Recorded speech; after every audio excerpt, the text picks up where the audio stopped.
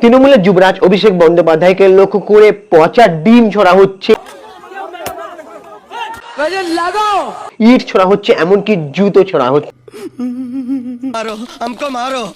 সাধারণ মানুষ মানে সোনারপুরের মানুষগুলো যারা এতটা শান্ত স্নিগ্ধ, তারা এতটা মারমুখী ব্যাটিং এ কেন নেমে পড়লেন? প্রথম এবং প্রধান কারণ হচ্ছে তৃণমূলের স্থানীয় নেতাদের বিরুদ্ধে জনসাধারণের জমে থাকা পুঞ্জীভূত ক্ষোভ।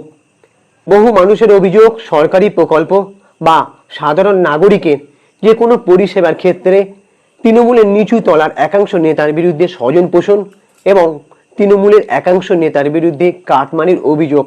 মানুষ কিন্তু ভুলে যায়নি গত 15 বছরে বেকারত্ব বৃদ্ধি পাওয়া, নতুন শিল্প কলকারখানা কি আনা যেত না?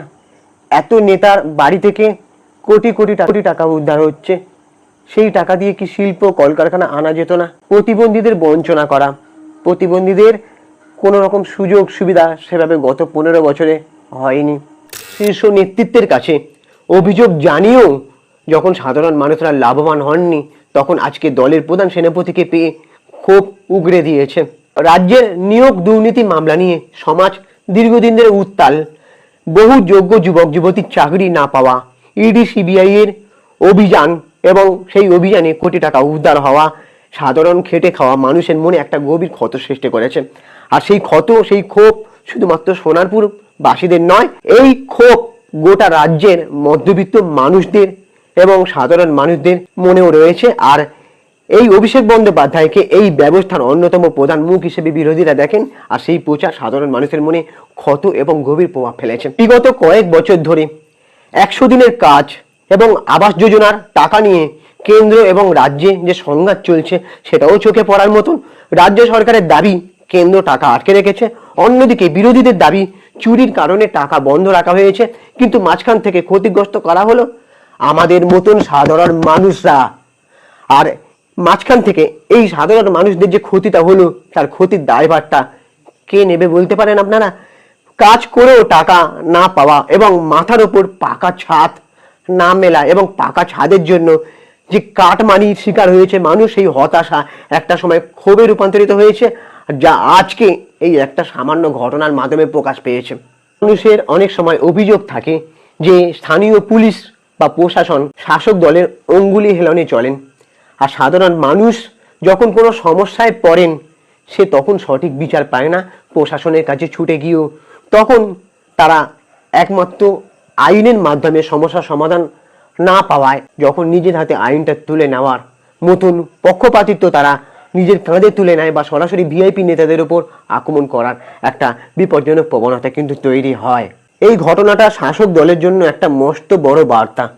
সবসময় পুলিশের নিরাপত্তা বা দেহরক্ষী দিয়ে জনরোষ সামলানো যায় না। তো ভাইপোদার এরকম পরিস্থিতি কেন তৈরি হলো জানেন? ভাইপোদা বরাবর একটা ঔদ্ধত্য দেখিয়ে এসেছে, অহংকার প্রকাশ পেয়েছে প্রত্যেকটা তার বক্তব্যে। সে বলেছিল ডিজে বাজাবে, কিন্তু কখনো বলেনি যে অভয়ের বিচার হোক, কিংবা যারা যে যোগ্য চাকরি প্রার্থীরা চাকরি পাক, বা নতুন করে নিয়োগ রিক্রুটমেন্ট করা হোক স্বচ্ছভাবে, সাধারণ মানুষ চাকরি পাক। সেই সব নিয়ে ভাইপোদার কোনো রকম আমি পদক্ষেপ নিতে দেখিনি, বা আমি কেন কোনো সাধারণ মানুষই দেখেনি।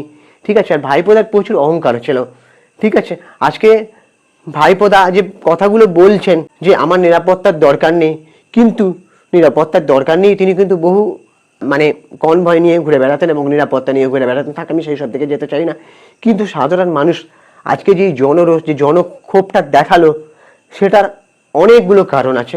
আজকে আমরা মানুষরা ভালো করে জানি যে মানুষের জন্য কাজ করতে হবে, আর মানুষ পরিবর্তন চেয়েছিল।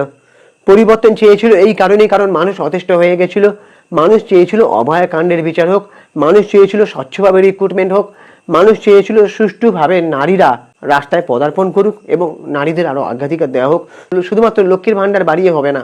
আর লক্ষ্মীর ভান্ডার মানুষের সহায় হলেও আমি বারবার বলেছিলাম যে মানুষের কর্মসংস্থান দরকার, উন্নয়ন মডেল দরকার।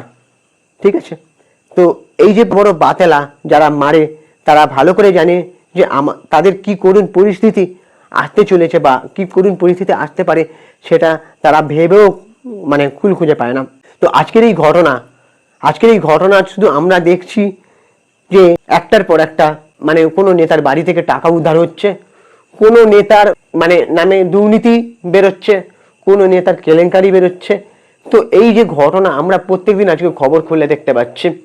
তো এইভাবে যে 15টা বছর আমাদের প্রত্যেকটা জেনারেশনের জীবন নষ্ট হলো, তার দায়টা কে নেবে বলুন তো? ঠিক আছে, আজকে এইভাবে যে আমাদের সাথে যে অন্যায়টা হয়েছে, একটা কথা জানেন তো, পাপ কখনো চাপা থাকে না, আর পাপের শাস্তি ভোগ করতেই হবে।